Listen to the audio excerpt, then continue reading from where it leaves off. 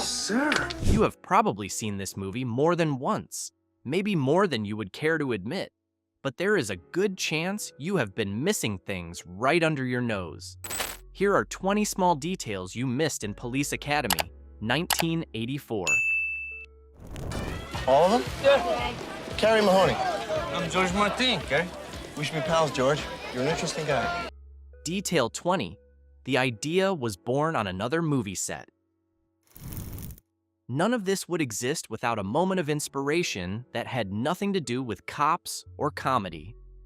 Producer Paul Maslansky was on the San Francisco set of The Right Stuff in 1983, watching a scene being filmed in the street. The production needed crowd control, so a group of real police cadets arrived on buses to handle things. When they piled off, Maslansky noticed something immediately. They were remarkably diverse. Men and women, different heights, different backgrounds. And according to Maslansky himself, they were completely useless at keeping the crowd back.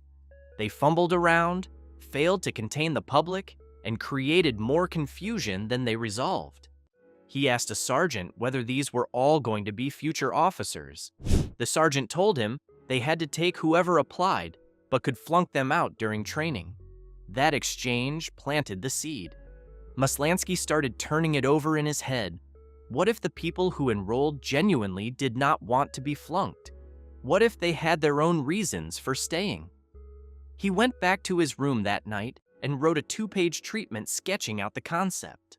That scrap of an idea, scrawled after watching real cadets embarrass themselves on a film set, eventually became one of the most successful comedy franchises of the 1980s, spinning out 7 films, a television series, and more merchandise than anyone could have predicted from 2 pages of notes. What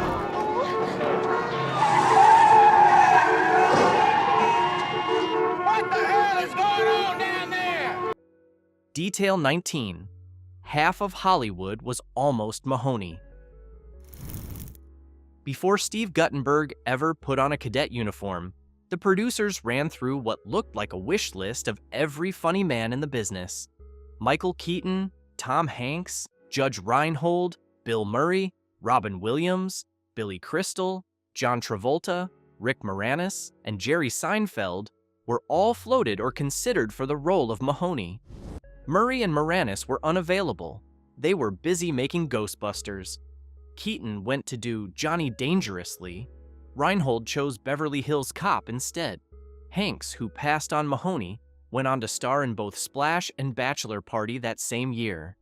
There is a certain irony in the fact that nearly every name on that list went on to a notable 1984 film, just not this one. Guttenberg, still relatively unknown at the time, walked in and knocked the screen test out of the park. Maslansky said he was simply stunned by what he saw. The charm, the timing, the way Guttenberg made Mahoney feel real rather than constructed. There had also been consideration of Steve Bassett, whose film Spring Break had performed well at the box office, but ultimately the producers kept coming back to Guttenberg. It turned out to be the right call. Police Academy made him a genuine star, and the role of Mahoney defined the first phase of his career in a way that none of those other names might have achieved with the same material. Then he's out of here. Him and his queer dog. Wait a minute, damn. Barbara didn't throw the first punch. He did so. Detail 18. Guttenberg wore his father's actual police shirt to the audition. Here is a small detail that most people never hear. When Steve Guttenberg showed up for his Police Academy screen test, he was not wearing a costume or something borrowed from wardrobe. He came in wearing his father Stanley Guttenberg's real police shirt, the one with New York Police Academy printed on the shoulder. Stanley Guttenberg was a genuine New York City police officer, and his son borrowed the shirt deliberately, hoping it would give the audition something grounded and authentic. It was a small personal gesture, the kind of detail that never makes it onto a movie poster or into a press release, but it speaks to how seriously Guttenberg was approaching a role he wanted badly. Whether the shirt helped, or whether his natural talent did the heavy lifting, is open to debate, but the producers cast him on the spot. For Guttenberg, who had been working steadily in television and small film roles, Police Academy was the moment everything changed. The shirt from his father's closet may have been the lucky charm that started it all.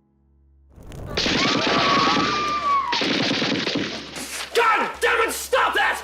Oh, no, sir, no, not you. That's terrific. Detail 17. Larval Jones was not in the original script. The character who arguably left the most lasting impression from Police Academy was never part of the original plan. Larval Jones, the cadet with the seemingly impossible ability to produce any sound effect with his mouth and voice, was not written into the screenplay by Neil Israel and Pat Proft. The role was created specifically for Michael Winslow after producer Paul Maslansky and director Hugh Wilson saw him perform live at the Long Beach Theater, where Winslow was opening for jazz legend Count Basie. Basie himself, apparently taken with the young comedian, pulled Maslansky aside and told him to take care of the kid. Within days, the character of Jones was written into the film from scratch and built entirely around what Winslow could do. His ability to replicate gunfire, machinery, sirens, and crowd noise with nothing but his voice gave the writers material they could not have scripted for anyone else. The moment in the riot scene where Jones conjures the sound of an entire machine gun barrage to scatter a mob is one of the film's most remembered sequences, and it would not exist if two people had not happened to walk into a jazz concert and been stopped in their tracks. The audience in 1984 had never seen anything like it on a movie screen, and neither had the people making the film.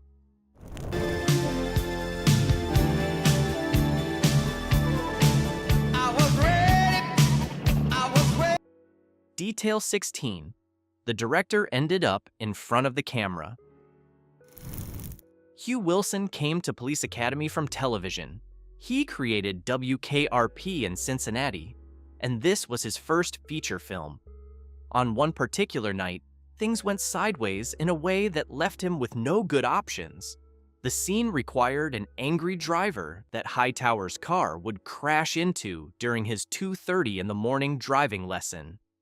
When the crew was ready to film, they went to collect the actor cast in the role and found him passed out drunk in his trailer. With no replacement available at that hour and a scene that needed to be shot, Wilson simply stepped in and played the part himself. So the man behind the camera became the man in front of it at 2:30 in the morning, getting his car demolished by Bubba Smith.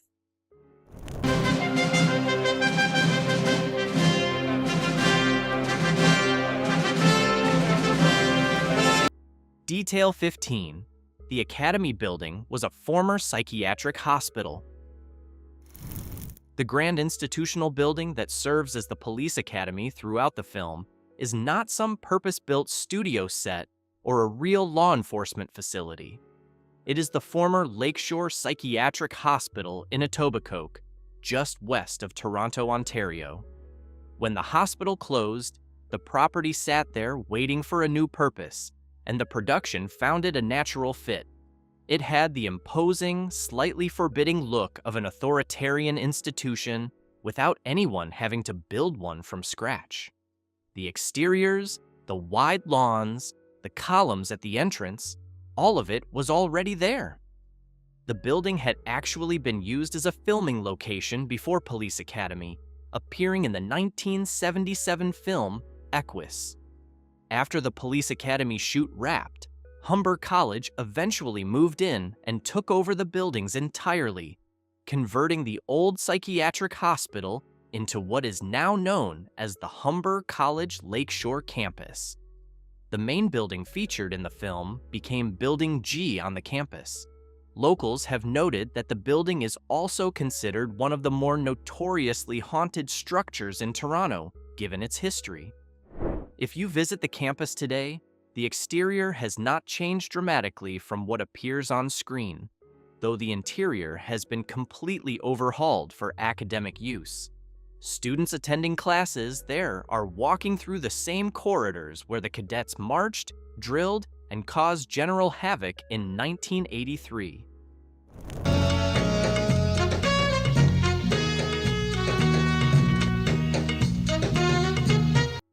Detail 14. The Blue Oyster Bar was a real Toronto music venue. The Blue Oyster Bar, the running gag location that Mahoney keeps steering Harris and Copeland into, was not dressed up from scratch on a studio soundstage. The interior scenes were filmed at the Silver Dollar Room, a real music venue on Spadina Avenue in Toronto. The Silver Dollar Room was a working bar and live music space that had been a fixture in the city for decades. The production simply dressed it up for the film's purposes. After surviving many years, the Silver Dollar Room permanently closed in May 2017 when the block was earmarked for redevelopment. The location where one of Police Academy's most repeated jokes was born is now gone, replaced by something far less interesting. Barbara, just tell me where you are. Passing you now, sir. Detail 13. The riot scenes were filmed in a real Toronto neighborhood.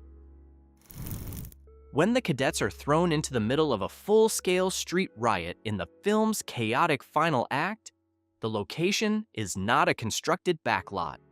Those scenes were shot on location in Kensington Market, a dense and distinctly characterful neighborhood in downtown Toronto. In one shot, you can actually read the sign for Kensington Creamery, which was a real business in the neighborhood at the time. Much of the surrounding area has changed since 1984, but portions of Kensington Market still look recognizable to anyone who has seen the film and knows what they are looking at. The community scenes, the looting, the crowd, the running, were captured on actual streets with real buildings behind them. 1 block over. You 1 block over. Let's go, let's go. Detail 12. The film almost never got made. The road from concept to screen was considerably bumpier than the final product suggests. The original screenplay was written by Neil Israel and Pat Proft. When producer Paul Maslansky and director Hugh Wilson delivered their rewrite to the Ladd Company, the studio rejected it and the project nearly died on the table entirely. It only got the green light again after Israel and Proft's gags were largely restored to the script. Wilson was candid about the scenes he was uncomfortable with and negotiated hard to tone down the rawest material, but the studio held firm on certain sequences that early test audiences were responding to.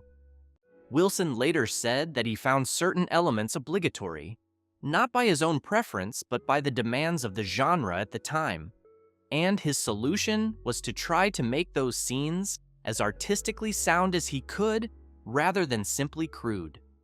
He also made it clear that there was a point beyond which vulgarity stopped being funny and simply became repetitive, and he was working to keep the film on the right side of that line. According to the Los Angeles Times, roughly 20 of the major story elements in the finished film survived from the Israel Proft original draft. The compromises were hard-won on all sides. The film that nearly got shelved went on to be the 6th highest-grossing American film of 1984, a result that probably surprised everyone involved, including the people who had nearly canceled it. What you want me to do first? Detail 11. Bubba Smith was moved to second billing after test screenings. When Police Academy screened for early test audiences before its release, something unexpected happened. Of the entire ensemble cast, the character who generated the most positive response was not Mahoney. It was Moses Hightower, the towering, quiet-spoken former florist played by Bubba Smith. The reaction was strong enough that the studio made a business decision. Smith was moved up to second billing in the credits, placing him directly behind Steve Guttenberg. It was a meaningful adjustment that acknowledged what audiences were actually responding to, and Smith's physicality and surprisingly gentle screen presence became one of the most fondly remembered elements of the franchise. You're a special case. You can't quit. I know that. On the other hand, I can't throw you out. Why not? Because I promised Captain Reed. Detail 10. Commandant Lassard was nearly a different actor entirely.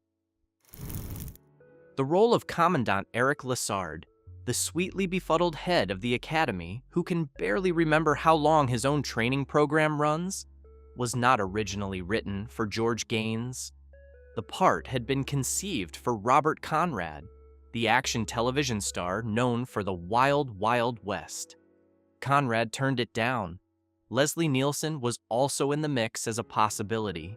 Gaines, a classically trained stage and opera performer with a background that could not have been further from broad American slapstick comedy, eventually won the role and turned Lassard into one of the most warmly comic characters in the film. What made his performance work was precisely that classical training. Gaines played the character with complete sincerity, never winking at the camera, which made the obliviousness funnier than it would have been if he had pushed it. Conrad later said publicly that he regretted passing on the part. His regret was apparently substantial enough that he took an uncredited role as a police chief in Moving Violations, a film co-written by Neil Israel, one of the original Police Academy writers, which reads as something close to an apology to the genre he had walked away from. Do you know what that means? Hooks. I'm not sure, sir. Why? Detail 9. Marion Ramsey was wearing a fat suit. The soft-spoken, barely audible Laverne Hooks, played by Marion Ramsey, is one of the film's most memorable recurring presences, that tiny voice that eventually reaches its breaking point. What most people watching did not know is that Ramsey wore a padded fat suit throughout the production. The original character concept called for Hooks to gradually slim down and present a more confident physical appearance as the sequels progressed, reflecting her arc as a character gaining confidence and authority. That storyline was dropped, and the fat suit detail stayed backstage. Ramsey's Hooks voice, incidentally, was her impression of Michael Jackson. Just a little off the side, please. You bet. You can do that? Sure. This ain't the army, you know. Detail 8. The haircut scene was shot out of order. There is a continuity wrinkle baked into the film that is easy to miss if you are not looking for it. The scene where Cadets Blanks and Copeland arrive at the academy and have their heads shaved was filmed out of sequence. The haircut portion was shot first. This meant that when the actors playing those characters needed to film the arrival scene, walking in with full heads of hair, they had to wear wigs, because their actual heads had already been shaved in an earlier day of shooting. It is the kind of logistical scramble that happens on film sets when schedules shift, and unless you know to look for it, you would never notice the difference on screen. Tell him everything you know. Detail 7. The film's release date was moved to avoid a brutal summer. Police Academy was originally scheduled for an August 1984 release. That was quietly reconsidered when the studio looked at what else was coming that summer. Ghostbusters, Gremlins, and The Karate Kid were all headed for the same stretch of screens. Competing against three of the most anticipated films of the year, any one of which could dominate a multiplex for weeks, was not an appealing prospect for a modestly budgeted comedy from a first-time feature director.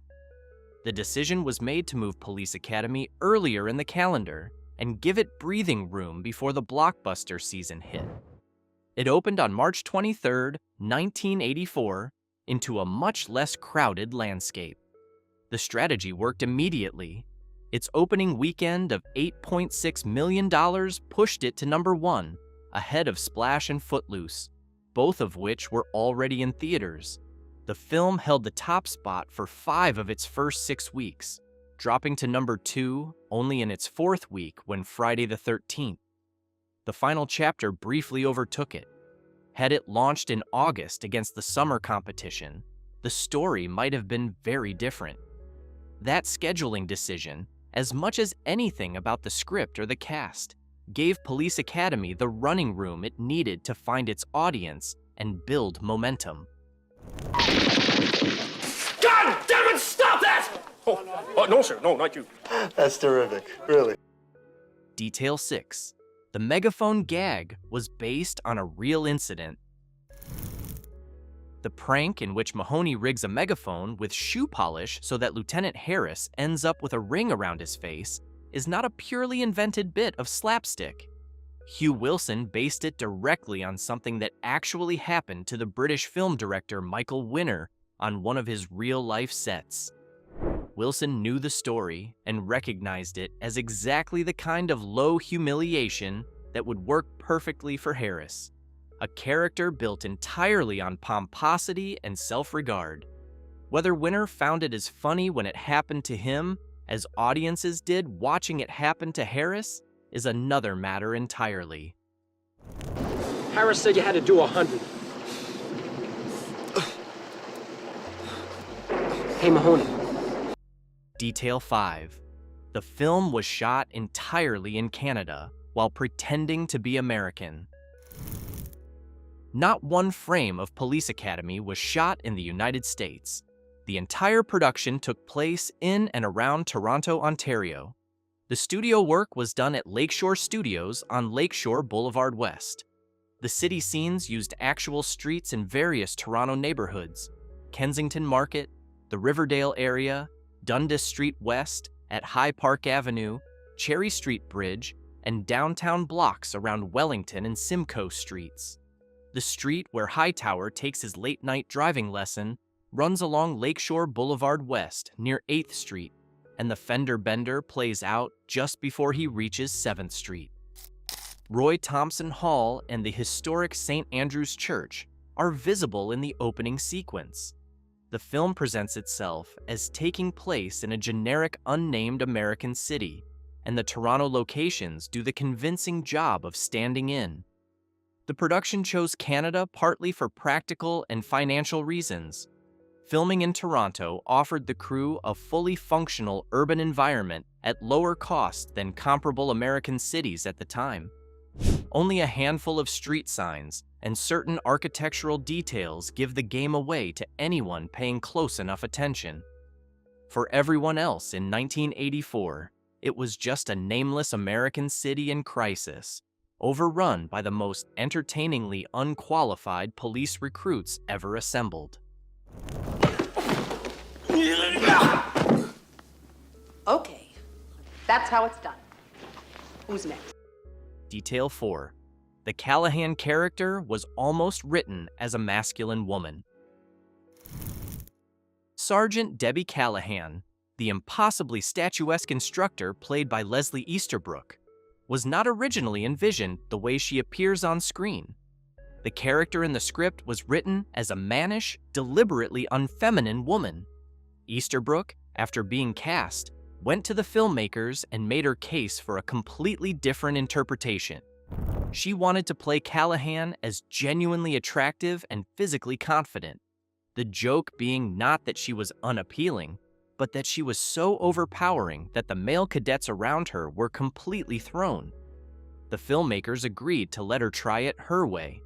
The version that ended up on screen, with Easterbrook's approach, became one of the most recognizable character presences in the series. And you are the arresting officer. What do you say, Hooks? No! This is a stick-up! Detail 3, NBC cut, 5 minutes for the television broadcast. When Police Academy made its American network television premiere on NBC in 1987, viewers sitting at home did not see the same movie that had played in theaters 3 years earlier. NBC edited 5 minutes from the film before airing it, removing or trimming material deemed too explicit for broadcast standards at the time. Given that the theatrical cut carried an R rating for language and nudity, this was not entirely surprising, but it meant a meaningful portion of the film simply disappeared from the version most people saw when they finally caught it on television. For a significant number of viewers in that era who had not made it to theaters in 1984, the NBC edit was their first experience of the film. Hey, Mahoney, why don't you ride with me? Well, move it, freak! Detail 2. The film has an inconsistency written into the script intentionally. There is a contradiction in Police Academy regarding how long the training program actually runs. Early in the film, Captain Reed tells Mahoney during their interrogation room conversation that the Academy program is 14 weeks long. Later, Commandant Lassard tells the new cadets it is 24 weeks. Throughout the rest of the film, Lassard continues getting the length wrong and has to be corrected repeatedly. Whether this was a scripting error that was kept or a deliberate running joke about Lassard's incompetence is difficult to say with certainty. But given how consistently Lassard's confusion about his own program recurs, it reads as an intentional piece of character comedy rather than a mistake anyone simply missed. Princess, come here. Princess? Looks more like a prince to me. Give me that dog. Detail 1. Roger Ebert gave it 0 stars, and it became a franchise. Anyway, Police Academy did not arrive to critical acclaim. Roger Ebert, writing in the Chicago Sun-Times, awarded it 0 stars out of 4, one of the most emphatic dismissals in his career as a reviewer. His write-up suggested the film was so thoroughly bad that watching it might actually serve a useful purpose, giving audiences a concrete reference point for judging bad comedy going forward. The critics were not generally kind. On Rotten Tomatoes, the film eventually settled with a rating in the upper 50s, hardly a ringing endorsement. Metacritic placed it at 41 out of 100. The critical consensus described it as rude, crude, and proudly sophomoric, acknowledging that whether that counted as praise or condemnation depended entirely on the viewer. None of it mattered in the slightest to audiences. The film opened at number 1 on March 23, 1984, stayed at the top of the box office for 5 of its first 6 weeks in theaters, and eventually earned $149.8 million worldwide against a production budget of $4.8 million. It spawned 6 sequels, a syndicated television series, and merchandise that reached into every corner of the market. Bill Clinton told Gutenberg years later that the Police Academy films helped him get through some of the most difficult and pressured periods of his presidency. Roger Ebert gave it 0 stars. 30 million people bought a ticket anyway. 0 stars and a franchise. Not bad. That is 20 things hiding in plain sight inside one of the most watched comedies of the 1980s. If you enjoyed this one, hit that like button and subscribe.